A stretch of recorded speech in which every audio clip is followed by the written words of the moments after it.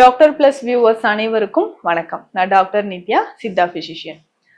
நம்ம blood sugar level குறையறதுக்கு என்னென்ன பண்ணலாம்? ஏற்கனவே சில சித்த மருந்துகள் நம்ம சாப்பிட்டுட்டு இருக்கிறோம். இதனோட இதை சேர்த்து சாப்பிட்டா இன்னும் கூடுதல் பலன் கிடைக்குமா?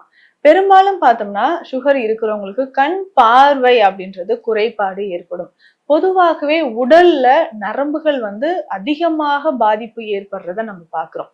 உடலில் அதிகமான நரம்புகள் பாதிப்பு ஏற்படுறதுனால கால் பாத எரிச்சல் நமக்கு தெரிய ஆரம்பிக்கும். ஸோ கால் பாத எரிச்சல், அஜீர்ணம் சார்ந்த பிரச்சனைகள், அடிக்கடி தலைவலி, ஒற்றை தலைவலியோட சேர்ந்து நமக்கு கண் பார்வை குறைபாடு அப்படின்ற பிரச்சனையும் வரும்.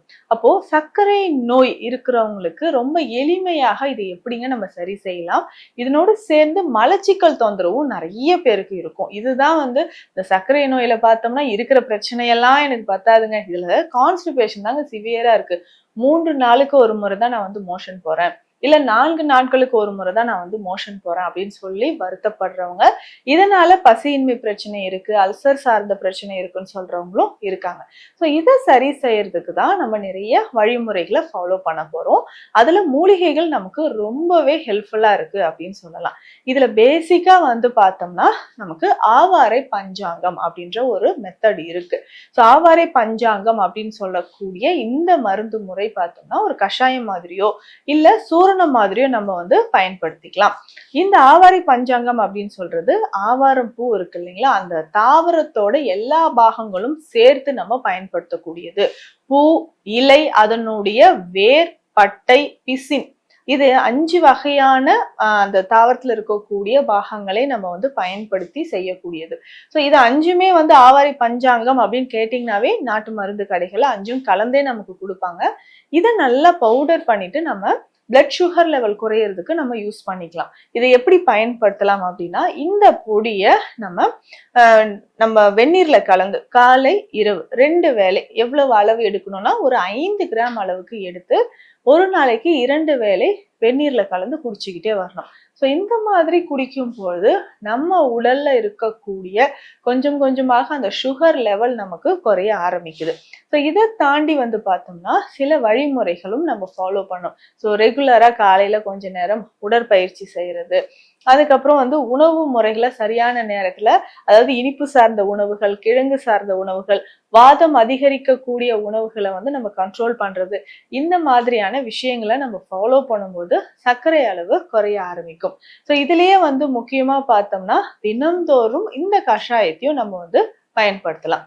என்னன்னா நிலாவாரை பிளஸ் இதனோட சேர்த்து பார்த்தோம்னா கொத்தமல்லி விதைகள், அதுக்கப்புறம் துளசி விதைகள், இதையும் இந்த 3ஐயுமே நம்ம எடுத்துக்கணும். எதற்காகனா சர்க்கரை நோயாளிகள் நிறைய பேருக்கு இந்த மலச்சிக்கல் அப்படின்ற ஒரு பிரச்சனை இருக்கும். ஸோ மலச்சிக்கல் தொந்தரவு இல்லாமல் இருப்பதற்கும் மலச்சிக்கலை சரி செய்யறதுக்கும் நம்ம என்ன பயன்படுத்தலாம்னா இந்த 3 மூலிகைகள் நமக்கு நல்லாவே உறுதுணையாக இருக்கும். தனியா விதைகள், அந்த கொத்தமல்லி விதைகள் அப்படின்னு சொல்றது rich fibre content. So anti oxidants இதுல நிறைய இருக்கிறதுனால நம்ம பாடியில இருக்கக்கூடிய டாக்ஸின்ஸ் கரைத்து வெளியேற்றுவதற்கு நமக்கு கொத்தமல்லி விதைகள் பயன்படுது. ஸோ இதனோட தான் நில ஆவாரை நம்ம பயன்படுத்தணும்னா இது பெஸ்ட் லாக்ஸேட்டிவ் அப்படின்னு சொல்லலாம், பிளஸ் பிளட் பியூரிஃபையர். ஸோ இதுவும் பார்த்தோம்னா நமக்கு குடல் மற்றும் ரத்தத்தில் இருக்கக்கூடிய கழிவுகளை வெளியேற்றவும், நமக்கு மலச்சிக்கல் கான்ஸ்டிபேஷன் இல்லாமல் இருக்கும் நமக்கு பயன்படுது.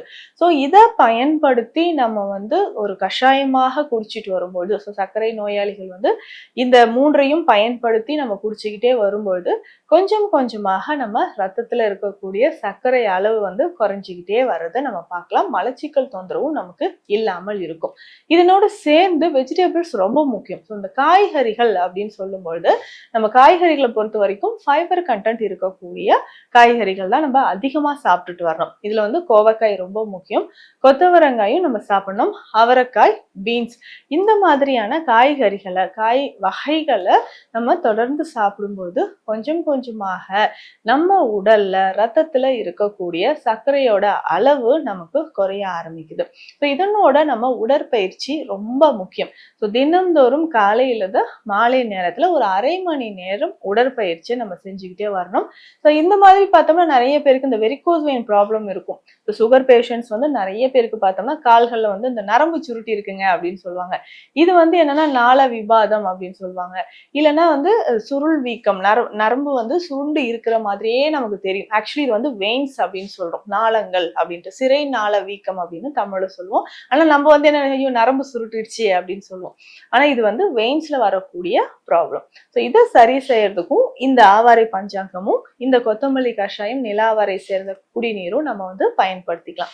இதுக்கு பேசிக்கா நம்ம வந்து நடைபயிற்சி செய்யும் போது கால்கள்ல இருக்கக்கூடிய நரம்புகள், அதுக்கப்புறம் ரத்த நாளங்கள், இது வந்து நமக்கு நார்மலா இருக்கிறதுக்கு யூஸ்ஃபுல்லா இருக்கும்னு சொல்லலாம். ஸோ இந்த பதிவுல நம்ம சொல்லியிருக்கக்கூடிய விஷயம் இந்த சர்க்கரை நோயாளிகளுக்கு ரொம்ப ரொம்ப யூஸ்ஃபுல்லா இருக்கும். கொஞ்சமா நமக்கு வந்து சர்க்கரை அளவு வந்து குறையவே இல்லைங்க, HbA1c அதிகரிச்சுக்கிட்டே இருக்கு அப்படின்னா நீங்க எடுக்கக்கூடிய மெடிசன்ஸோட இதையும் சேர்த்து சாப்பிடும்போது நமக்கு நல்ல பலன் கிடைக்கும். மீண்டும் அடுத்த பதிவில் சந்திக்கலாம். நன்றி.